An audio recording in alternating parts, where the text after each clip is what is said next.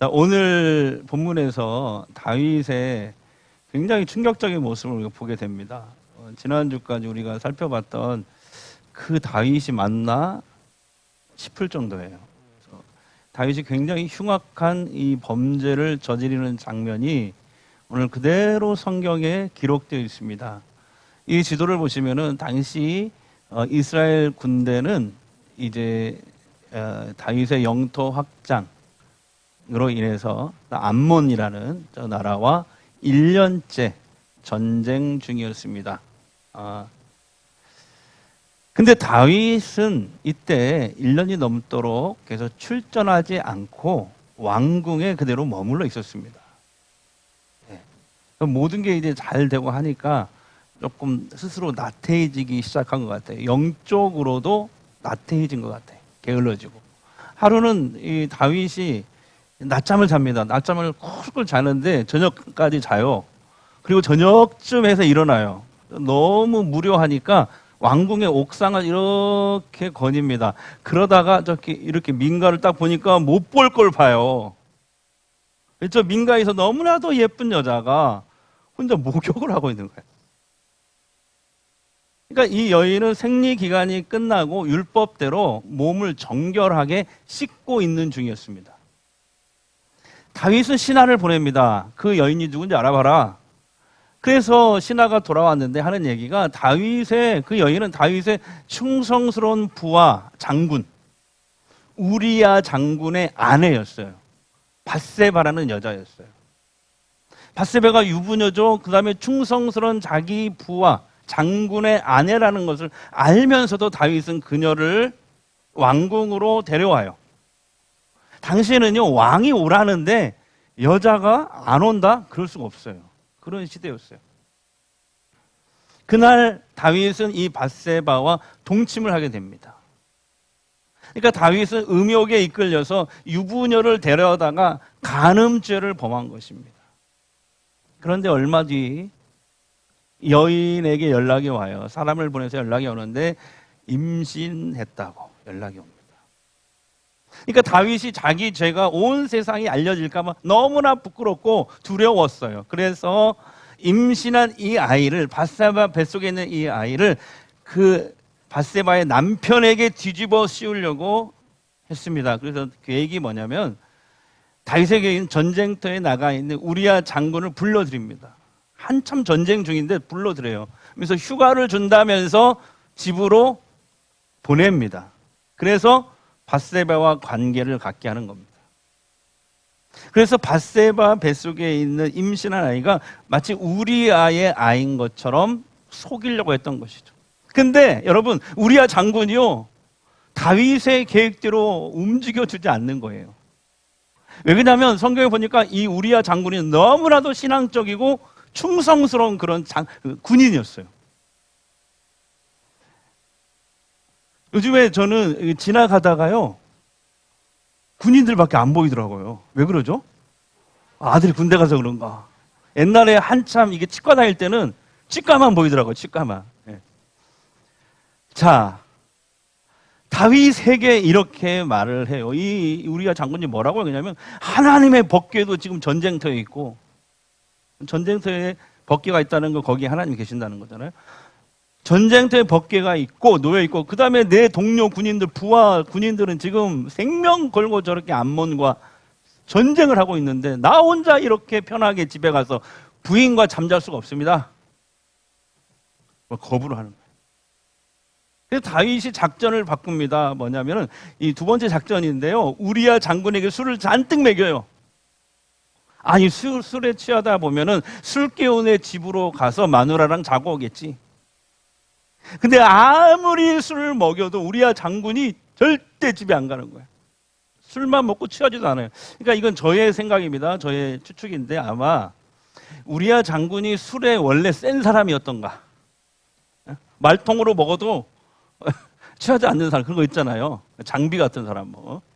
그 다음에 아니면은 이렇게 술 먹는 척 하면서 밑으로 이렇게 썼지 않았을까, 이런 거. 그잖아요. 아니, 지금 전쟁터에서 내 부하 장군들은 부하들은 지금 열심히 죽도 싸우고 나 혼자 이렇게 술을 먹을 수 없다면서 먹는 척하면서 아 감사합니다 전화하면서 밑으로. TV에서 그런 거 많이 나오잖아요. 아니면 세 번째는 아마 이 왕이 자기의 부인을 범했다는 것을 소문으로 듣고 이미 알고 있지 않았을까? 이건 제 추측입니다. 그러니까 아무리 술을 먹여도 취하지 않는 거예요. 그래서 그 다음날도 먹여, 그 다음날도 안 취해. 집에 절대로 안 들어가. 술만 먹고 집에는 안 들어가. 그래서 다윗이 이번에 세 번째 작전에 들어갑니다. 그것이 계획 살인이었어요. 간접 살인 또는 대도 살인이라고 합니다. 다른 사람의 칼을 빌려서 자기가 직접 죽이지 않고 다른 사람을 통해서 죽인다. 그런 뜻이거든요. 그러니까 이제 다윗 왕은 자대로 복귀하는 우리야 장군에게 왕의 편지를 써가지고 이렇게 써서 밀봉해서 줍니다. 그 군대 장관 요압 장군에게 갖다 주라고. 왕의 편지는 당시 밀봉이 되어 있었고 당사자 외에는 절대로 열어볼 수 없도록 법으로 금지가 되어 있습니다.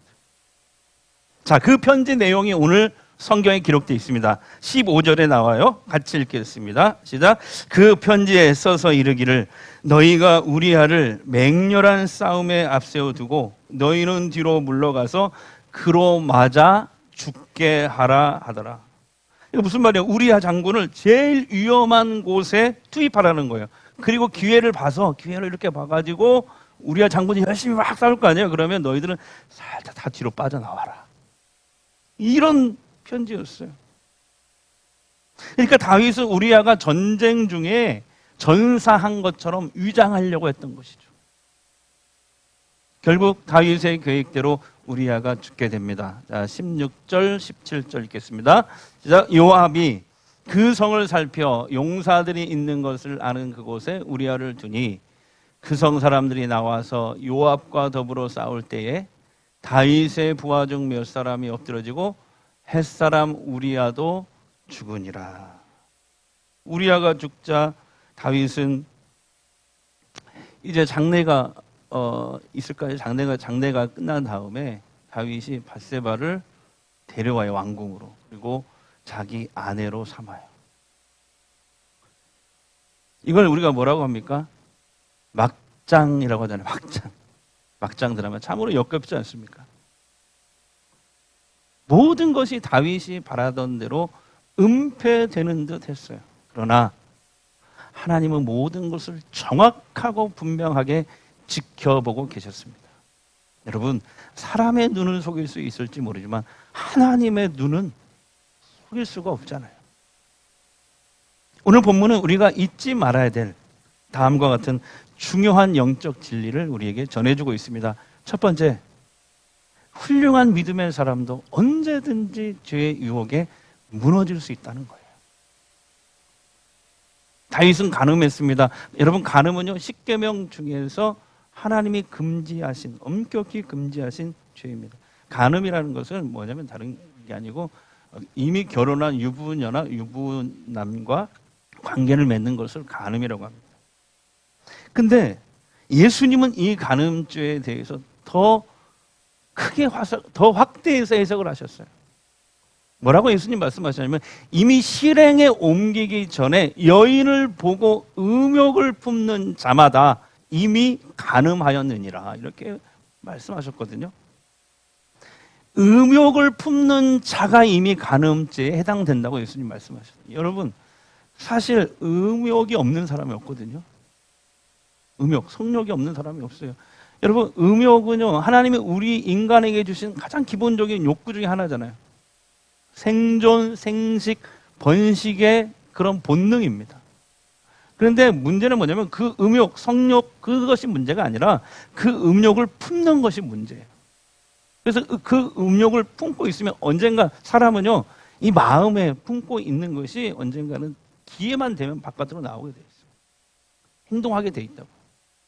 그래서 우리가 자꾸 하나님의 말씀을 읊조려서 하가다해서 마음속에 품어야 된다, 새겨야 된다라고 하는 얘기가 바로 그거예요. 그래야 하나님 말씀을 순종할 수 있다, 실천할 수 있다라는 거잖아요. 그러니까 예수님도 음욕 자체가 문제가 아니라 음욕을 품는 것이 그것이 죄로 바로 연결되기 때문에 그 음욕은 자연스러운 거지만 그것을 품고 있으면 반드시 언젠가는 죄를 짓게 돼 있다는 것입니다. 그래요, 여러분. 새가 우리 머리 위를 지나가는 것은 어쩔 수 없어요. 그러나 우리 머리 위에 그 새가 둥지를 틀게 해서는 안 되잖아요. 새가 나뭇가지를 가지고 우리 머리 위에 자꾸 둥지를 틀려고 하면 어떻게 합니까, 여러분? 왜? 이렇게 하잖아요. 마찬가지, 잘못된 음욕이 생겼다면 빨리 이것을 놔두지 말고, 품지 말고, 왜? 물리쳐야 죄를 짓지 않게 되죠. 죄를 품는 것이 이미 간음죄다라고 얘기하는 거잖아요. 여러분, 그러면 어떻게 하면 우리가 이 음욕을 품지 않을 수 있을까요? 자, 성경에 성령이 있음에도 불구하고 그것을 품지 않는 사람이 성경에 나와요. 여러분 잘 아시는 바로 요셉입니다. 요셉이 보디발 장군 집에 총무로 있을 때 보디발 장군 아내가 성적으로 유혹합니다. 그때 당시 요셉은요, 지금 오늘 앞에 나와 있는 청년들처럼 정말 젊고 예쁘고 혈기왕성한 그런 청년이었어요, 요셉이. 그런데 그 보디발 장군 아내가 뭐라고 하냐면, 요셉아, 아무도 보는 사람이 없다. 지금 너하고 나밖에 없어. 나와 동침하자. 여러분, 요셉이라고 왜 성적 욕구가 없겠습니까? 한참 젊은 청년이잖아요. 그런데 요셉은 음욕을 품지 않았어요. 그래서 죄를 짓지 않을 수 있었습니다. 이유가 뭔지 아세요? 요셉은 이런 얘기를 했어요. 이런 얘기를. 주인마님, 왜 아무도 보는 사람이 없습니까? 하나님 앞에서 내가 범죄할 수 없습니다. 하고 그 자리를 피했다고요. 여러분, 이걸 뭐라고 하는지 아세요? 이것을 코람데오라고 해요. 하나님 앞에서. 다 같이요. 코람데오. 라틴어로요, 데오는 하나님이거든요. 앞에서. 코람. 합쳐서 라틴어로 하나님 앞에서라는 뜻이에요. 코람데오. 내가 지금 하나님 앞에 있는데 하나님이 보고 계신데 어떻게 범죄할 수 있겠습니까? 여러분, 이게 코람데오예요. 이게 코람데오. 이 코람데오가 우리 안에 있을 때 우리가 음욕을 품지 않을 수 있다라는 것입니다. 이것을 요셉을 통해서 우리가 확인할 수 있습니다. 그래요, 우리가 여러 가지 죄된 생각을 품고 있는 이유가 뭔지 아세요? 아무도 모른다고 생각하기 때문에 그래요. 아무도 보는 사람이 없다고 생각하기 때문에 그런 생각을 품다가 언젠가 기회가 찾아오면 실행에 옮기는 거거든요. 사랑하는 여러분, 다윗처럼 늘 하나님을 가까이 하던 사람도 언제든지 죄의 유혹에 무너질 수 있음을 오늘 우리는 깨달아야 됩니다. 하물며 우리이겠습니까? 그래서 우리 영적으로 늘 깨어 있어야 돼요. 기도하고 말씀을 가까이 해서 그걸로 매일 자신을 체크하고 점검하셔야 됩니다. 40세 이상이 되면요, 만 40세가 되면 국가에서 2년에 한 번씩 무료로 건강검진을 해줍니다. 저하고 사모가 한 달 전에 가서 검진을 받고 왔어요. 한 3-4시간 걸려요. 이렇게 쭉 해줍니다. 그러면 몸에 어떤 병이 있는지 다 체크하고 점검해줘요.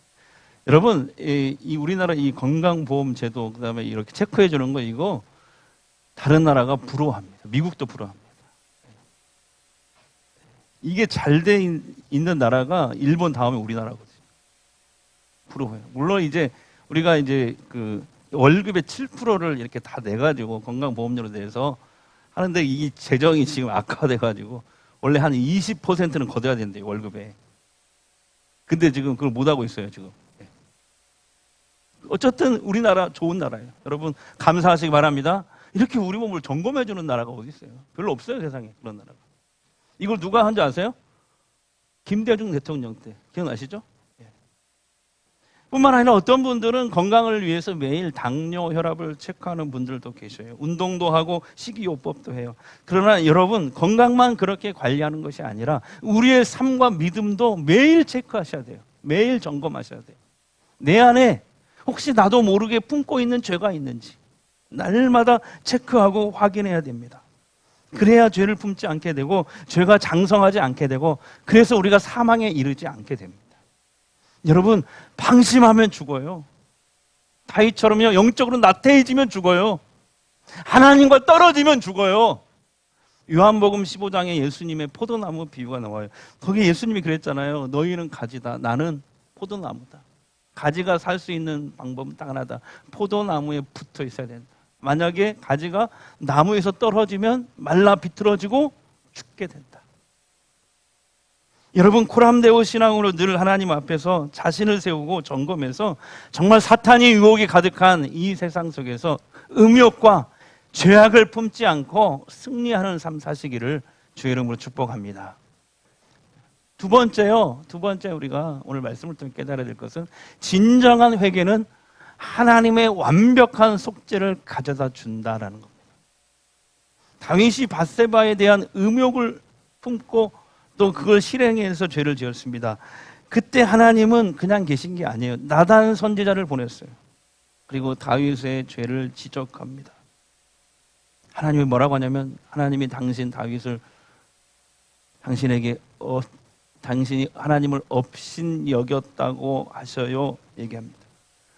사마 12장 9절 말씀 보겠습니다. 다 같이 읽겠습니다. 그러한데 어찌하여 내가 여호와의 말씀을 업신 여기고 나 보기에 악을 행하였느냐? 내가 칼로 햇사람 우리아를 치되 암몬 자손의 칼로 죽이고 그의 아내를 빼앗아 내 아내로 삼았도다. 여러분, 그래요. 죄의 뿌리는요 불신앙이고 불순종이에요. 불순종, 다른 말로 하면 하나님의 말씀을 업신 여기는 거.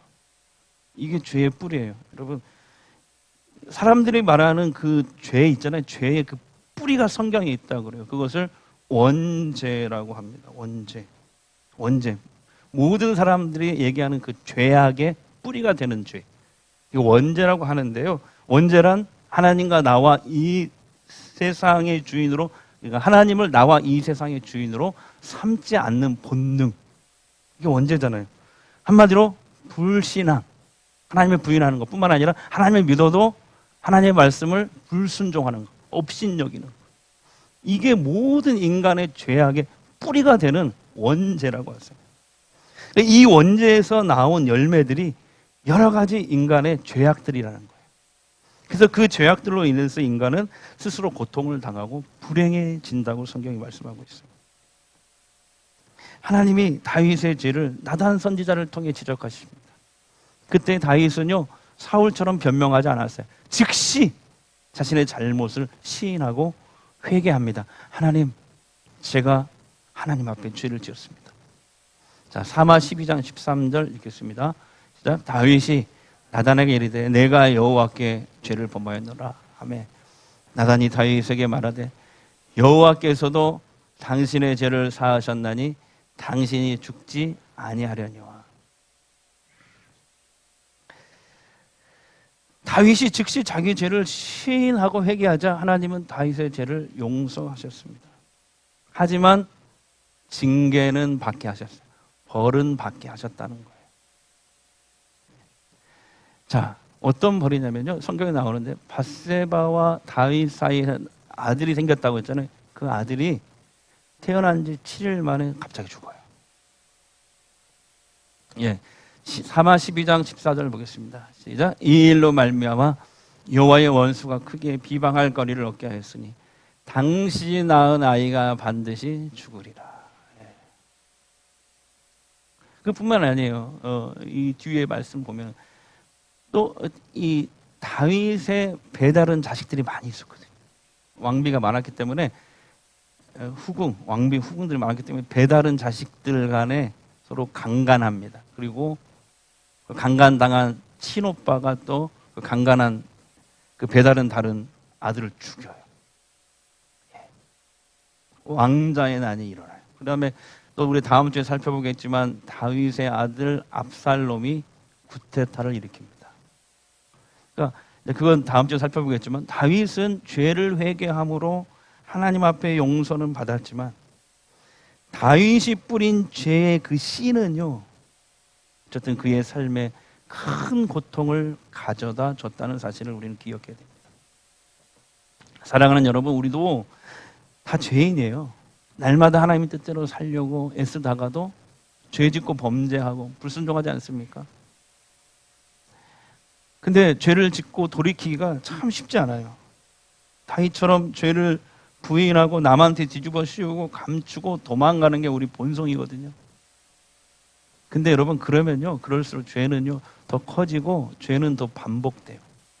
죄의 3대 속성이 있다고 그랬잖아요. 뭐죠? 전염성, 성장성, 반복성. 자, 시작. 전염성, 성장성, 반복성.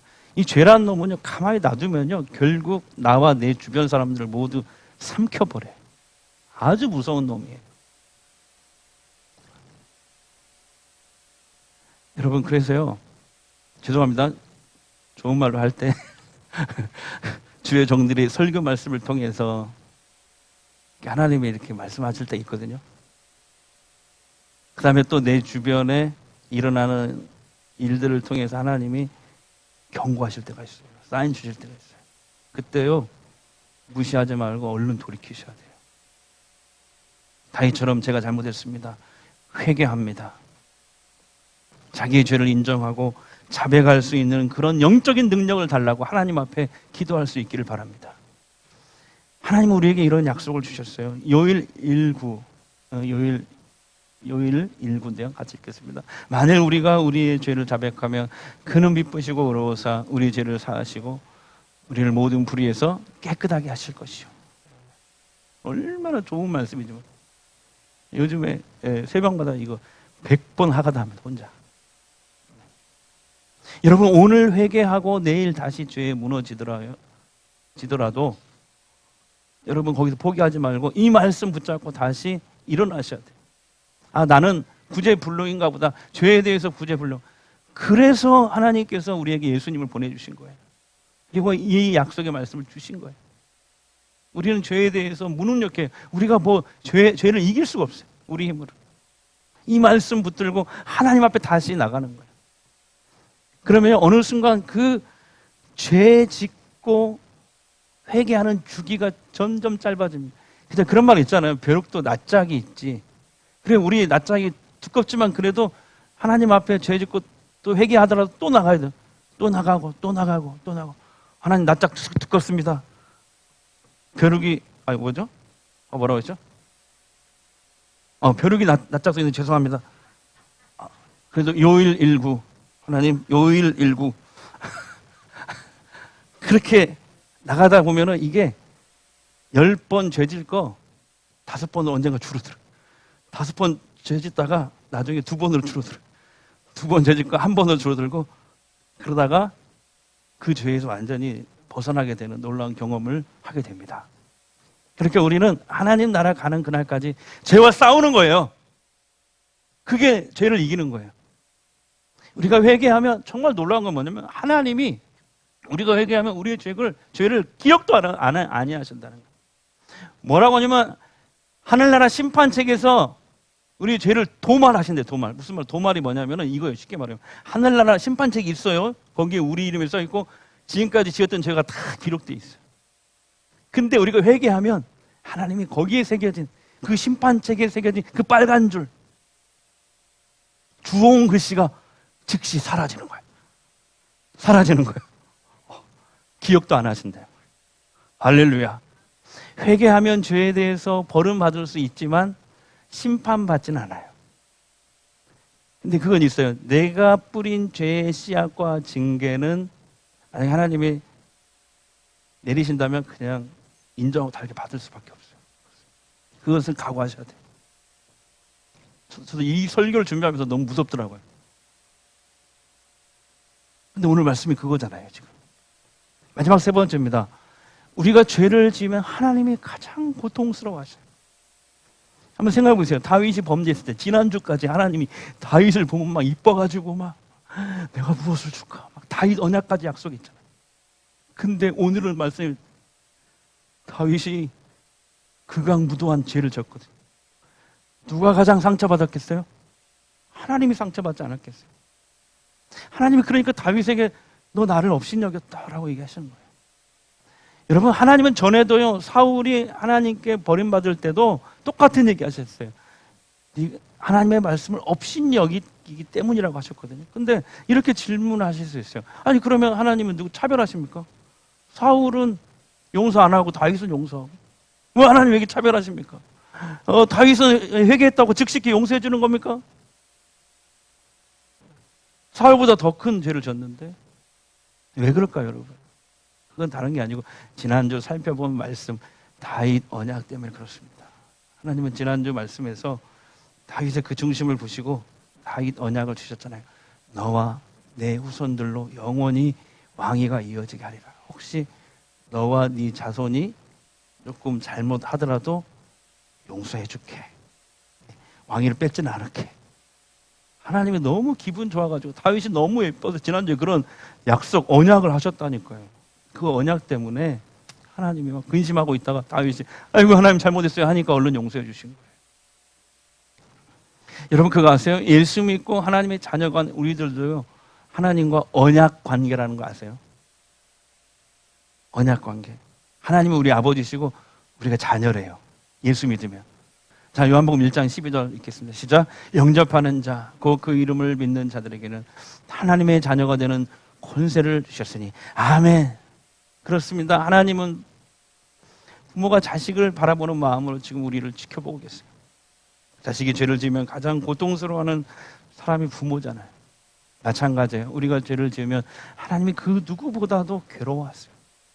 여러분, 다윗은 훌륭한 믿음의 사람이었어요. 그러나 우리가 똑같은 죄성을 가진 사람이었기 때문에 죄의 유혹에 무너진 것입니다. 다윗 같은 사람도 죄에 넘어졌는데 하물며 너희들은 더 조심해야 되지 않겠느냐 하는 오늘 이 하나님의 메시지로 오늘 말씀이 들려지길 바랍니다. 하나님 앞에 내가 서 있다. 코람데오, 하나님 앞에 내가 서 있다. 라는 이 코람데오 신앙으로 무장하십시다. 또 성령께서 우리에게 회개하도록 사인을 주시면요 즉시 회개할 수 있기를 바랍니다. 그리고 넘어질 수 있어요. 넘어져도 좋아요. 괜찮아요. 근데 거기서 포기하지 말고 요일 읽고 이 말씀 붙잡고 다시 하나님 앞에 나오는 거예요. 그렇게 죄를 이기는 거예요. 죄에 넘어졌지만 완전히 자빠져 있는 것이 아니고 다시 말씀 붙잡고 일어나는 것이죠. 그게 죄를 이기는 것이다. 그렇게 우리는 죄를 승리하고 이기면서 하나님 나라 가는 그날까지 살아가는 것이다. 그것이 그리스도의 삶이다. 그렇게 승리하는 삶 살 수 있기를 주의 이름으로 축복합니다. 주께 가까이 나를 이끄소서. 간절히 주님만을 원합니다. 채워주소서. 채워주소서.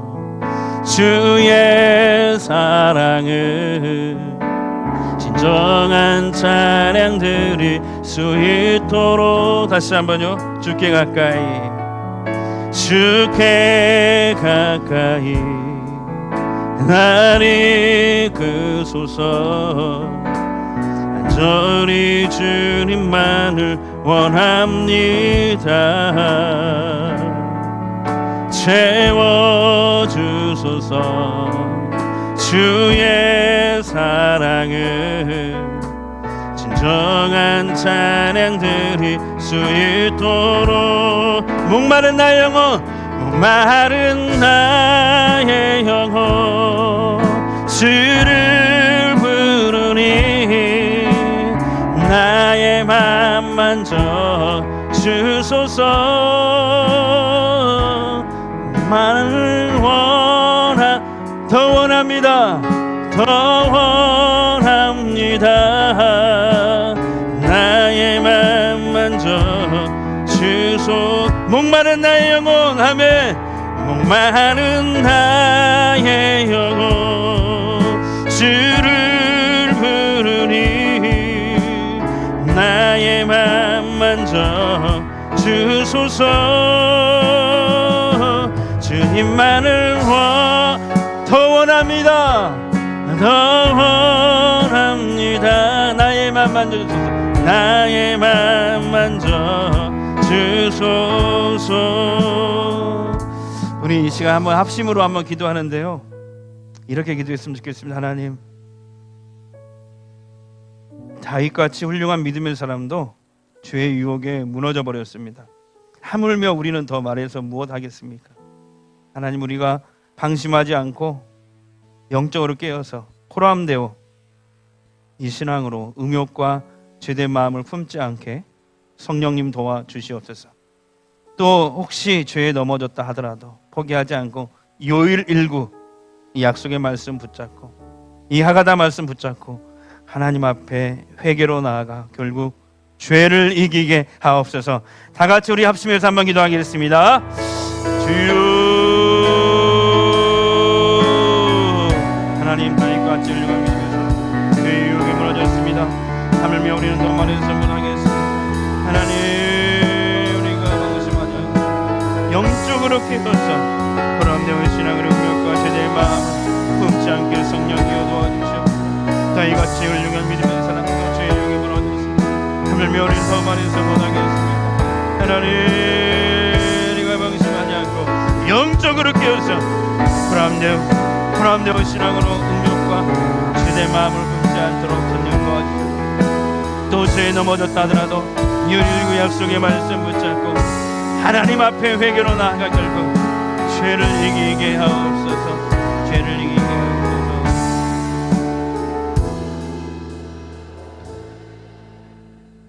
하나님, 훌륭한 믿음을 가졌던 다윗도 죄에 넘어졌습니다. 하나님의 사람 다윗이 실족했습니다. 그런데 우리는 우리에 대해서 너무나 안심하며 방심하며 살아가고 있습니다. 자기가 늘 하나님과 가까운 줄로 자기는 그런 죄를 짓지 않을 것처럼 생각하고 살기가 쉽습니다. 하나님, 늘 깨어 있게 하여 주시옵소서.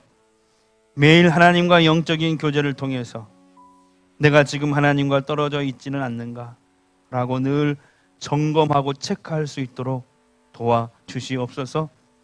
하나님 앞에서 늘 깨어서 자신을 말씀 앞에 세우고 또 날마다 하나님의 말씀 붙잡고 삶으로 혹시 음욕과 죄된 마음이 일어날지라도 그것을 품지 않으며 코람데오 신앙으로 이겨 살 수 있도록 하나님, 우리를 지켜 주시옵소서.